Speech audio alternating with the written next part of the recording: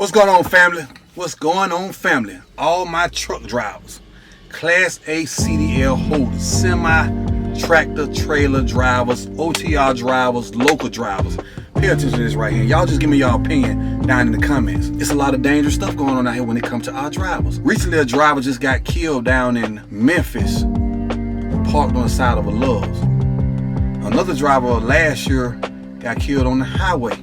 It's like it's being random drivers getting killed, and they're not in places where we're not uncommon to go. We go to these places frequently for food or for fuel. You know what I'm saying? First and foremost, I want to say my condolences go to the family of the young man that lost his life down there. Anybody that has lost their life. The pay is not what it's supposed to be. I think this is just an opinion of mine, and maybe you agree and maybe you disagree. Anybody that step behind one of these semi trucks, whether you are locally or OTR, shouldn't be making no less than $150,000 a year. You're supplying the world, baby. It's just like teachers. Why is a teacher underpaid? Why is a truck driver underpaid? Especially when you OTR, or you're dedicated, or you're regional. Whatever you're doing behind these semi-tractor trailers, you are the king of the road. And that's not to be saying in a cocky way. That's saying you basically got hundreds of people, if not thousands of people's life in your hands.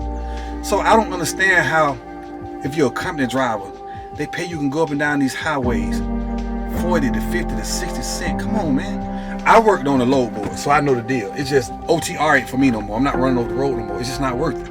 That should be a plan in place so a person can really have a family life. You know, what's wrong with halfway? Meaning, trailer drops or trailer swaps. I think that'll be more better than a person being out on the road 2 and 3 weeks and they got family. And I know a lot of people doing this so they can take care of their families.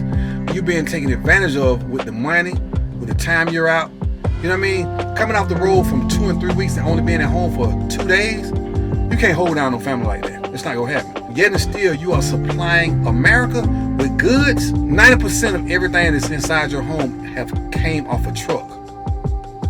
Airplanes ain't backing up to no docks. It's coming off a semi-truck. And the respect is not there for us to pay. Years ago, the pay was there. But still, a person is not being at home with their families. On this channel, I'm putting something together for us, relationships and family time. And you guys give me your opinion on that. I think some of these major companies should put these halfway points in to swap trailers. Therefore, that man can get home or that woman can get home. Also, relationship-wise, you're not going to hold down a decent relationship being away from your spouse like that. Because either she's going to get lonely or he's going to get lonely. And with some communion people, ever since this COVID thing took place, force people to be antisocial. And personally, me, that's just not how I was raised. I was raised, if I enter a room, if I pass you, if we make eye contact, hello, how you doing? But this sense of mile, I was over the road back in 2018 and 2019. In 2018, I worked for a private company that they paid pretty decent, I thought. And I had a driver kept saying, man, look at the load board. Stop running for that company. I'm looking at, man, this company got me in a brand new truck. I got a TV in my truck. I got a refrigerator in my truck. My clothes in here. I'm going from state to state. I'm blessed just to be doing this for the simple fact it done pulled me away from the environment that I grew up in. And now I have got a chance to see a whole lot. Even though sometimes it take you on the outer skirts. But me, I said I'm going to stay out to the point where I do 34s in different states and just have some fun. I was in New York. I was in Burbank, California. I done been Arkansas. I done been Texas. You know what I'm saying? Back down to Miami.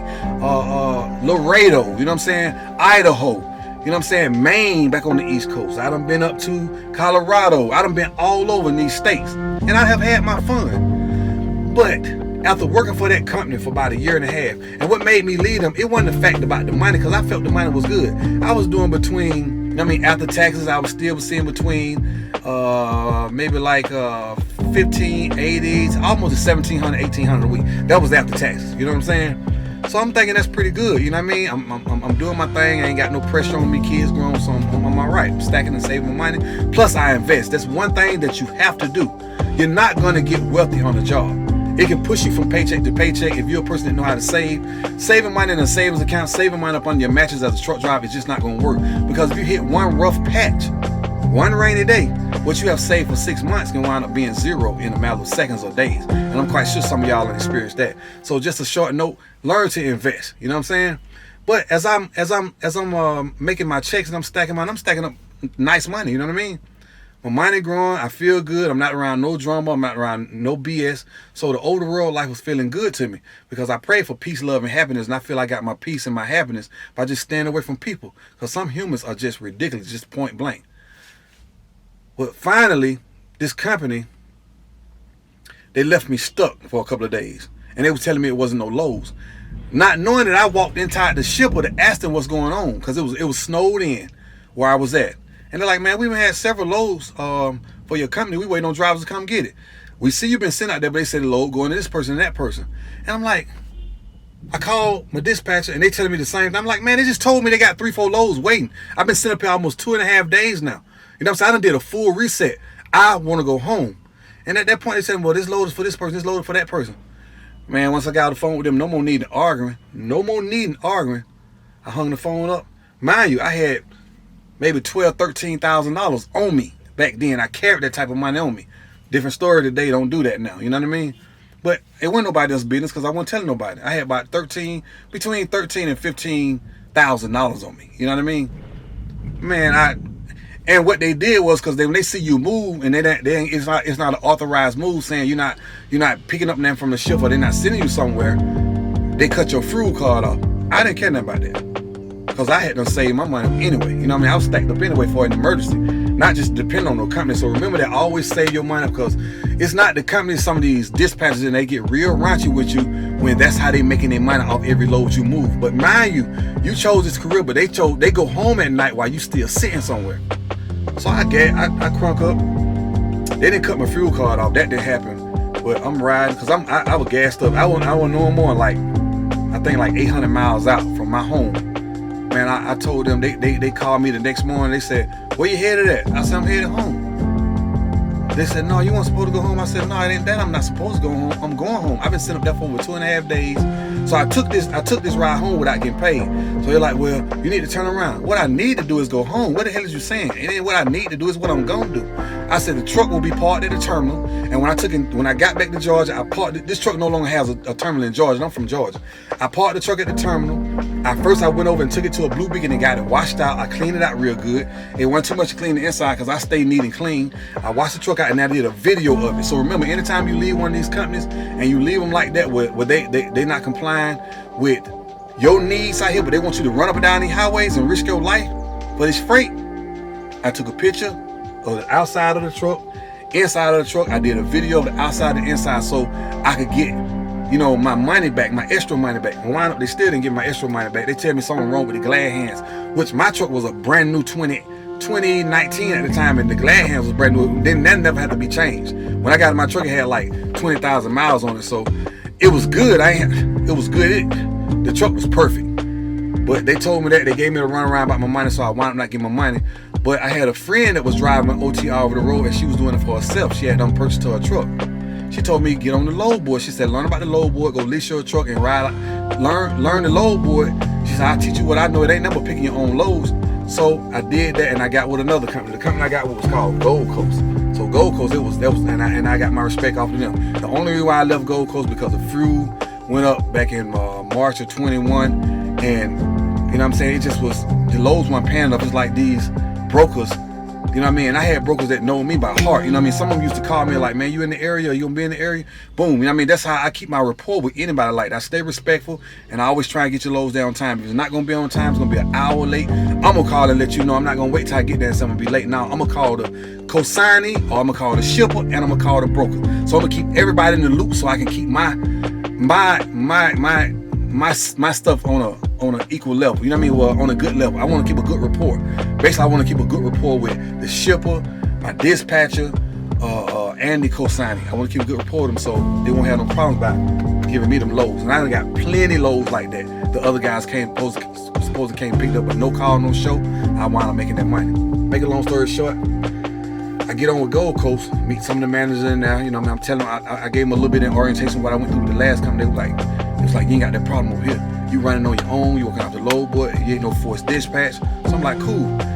I didn't care where I went. I'm just out there to make the money, peace, love, and happiness, have my freedom. Got on the load board. My first load out of Elgin, Illinois to California, $10,000. What? 10 grand? What? Load was paying like $4 and some a mile. I said, what? You mean to tell me I've been working at these companies and been working over here for this long and I could have been making this kind of money? I was paying for my own fuel and they were doing 15% of the load. So after everything from my fuel going out there, you know what I'm saying, when I get out there, my check, because that took me, I was solo driver, so it took me like 4 days, I think they got there, 3.5, 4 days to get out there, because you know you got to take your 10-hour breaks, plus the little 30s in between. My check was like $7,400. That was more money than I had made, and that's working on the load board. So if some of you guys out there don't know about the load board, learn about that load board if you want to be out there on that OTR. But what happened, like I said, the reason why I left it alone, because in 21 the fuel went up, plus I just got tired of being on the road and it wasn't about the money no more. See, some points it'll get where it's not about the money. Just like right now, I work and I'm cool with what I'm making right now because it's not about the money. And my CDLs are clean. I'm gonna keep my CDLs clean. You know what I'm saying? I'm telling any one of you guys that got your CDLs, you got CDLs, you're gonna keep a job, because freight gotta keep this country moving. I see how they got all these robotic trucks and all this trying to do this and that. Come on, man. With some of the places I don't went throughout these 48 states, there is nowhere in the hell a robot gonna put that in no dock without killing somebody. Simple as that. And I wish them well on that note right there. But also that's a way to take jobs out of hard-working people's hands too. The trucking business is a lovely business to get into, but you got to know the business, because these dispatchers and these brokers will play you. So when I started getting the low balls from some of the lows I had been going to, and they had been paying me, you know, top dollar, I'm like, no, I'm not running that. And I know they wasn't getting nobody to run it, because they'll wind up calling me back. Well, okay, the low's on the board for 4,000, but you know, so I can do 4,500. I said, no, you're gonna do 6,500. I ain't going. Do you know what it costs to pull that freight up them hills and how much fuel I'm finna burn? You gotta learn that. I learned how to fuel off my tanks. I learned how not to fill up the whole tanks. You know, I learned everything on the road to stack my money. Now look at what hitting. Drivers getting killed everywhere. Minding your own business, going to the major truck stop, the Loves, the Pilot, the TA. Come on, man. They need security in these places. Paid security, not just no little security guard walking around with a flashlight. They need pay. We make the world go round. Where's the respect that for drivers? I'm not going back OTR no more. It ain't enough money out there for me. Plus, it's too dangerous. And you can't carry a weapon in your truck. But you got these nuts riding up on the side of your truck, not understanding you can't make a Swift get over to the left or a Swift get over to the right without flipping the truck over, killing a mass of people. We gotta always be thinking and on our toes. So when I heard about this driver just getting killed out here in Memphis, the lady that got killed in Alabama, Mississippi, and the driver they found in his truck being robbed, what is going on? You mean to tell me, and some of these truck stops don't have enough lights? I know I done had to park at the back of some truck stops and had to take a shower, and I just said, wait a minute. I just take me a shower. I just done laid up to keep my bed from being sweaty. I done laid out a 2 towels on my bed, because like I said, I'm clean, and so I'm gonna take a shower at the crack of dawn so I can see going through here. Because people ride up through these truck stops, man. You don't know what they up to. I done had people trying to sell me jewelry. I done had people trying to hop out and sell me clothes. When I see them, I turn my head and I look the other way. I don't need nothing from you, doc. I don't know what's in your damn hands. You dig what I'm saying? Because it's too dangerous out here. You miles and miles away from your families. Only access you got to your family is a phone, and can't nobody get to you in time if something go down. They need to change the law and allow drivers to carry weapons. You know what I'm saying? Pass that law. Go have your company will know about it, certified, you know what I'm saying? Whatever weapon you carry, they need to know the weapon that you're carrying, you know what I'm saying, in your cab or your truck, just in case you got to defend yourself. Other than that, you're fighting or spraying some mace or trying to use your baton back. None of that work against no fi-fi. That don't work against no fire. Somebody pull that tool out, what you gonna do? Either you gonna reach for yours or hold your hands up or try and swing them with a baton or tie back or some mace. If you miss, you get fucked up. So learn your environment, know your environment. This is just a message, man. I want to put it out, man, because it's sad, man. Like I said, my condolences go out to the families of people who are lost, you know what I'm saying, their families. And also, man, it's wild out here. It's not like people think. Yeah, you make a little money because you're not home to spend it. So if you ain't spending it and it's stacking up, if you do it by the hour, you're probably making $12 or $13 an hour, being out here 65, 70 hours a week. Come on, man. That's how you treat the drivers that move this country around. That's how your refrigerator got to you. That's how your bed got to you. Same thing with teachers. You lowball teachers, but you want them to teach the kids the future of the world. It don't make no sense to me. If somebody got an answer on that, make it make sense to me. But there's just a little bit of something I wanted to put out, man. Put my condolences out to anybody that done lost a loved one out here. Whether you done been in a trucking accident, or whether you done had a truck driver, female or male, to lose their lives out here trying to dedicate their lives to serving this country that very well much disrespects them. Peace, stay blessed, stay safe out here on this road. Keep your eyes open when you're going inside these truck stops, Love's, TA, Pilot, or whatever truck stop you're going to, Quick Trip. Make sure you're on the swivel. And me personally, I'm gonna give y'all a heads up.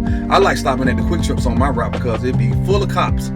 You know what I'm saying? 4, 5 of them on each one of the Loves, each one of the Quick Trips I go to. Some of them Loves and TAs, I'm not going there. There are a lot too many drifters to come in there around the trucks. It's not gonna happen. It should be a stop check if you're in a car coming up through there. Because these people can come up in there and hurt you and rob you and leave you up in your truck for 2 and 3 days, and drivers don't get out and open your doors. It's gonna come, they're gonna have to keep dispatching you and trying to figure out what's going on with you before they find that you laid off in your cab dead. Flies everywhere. Just a heads up, man. Y'all stay safe out there. 100. Peace.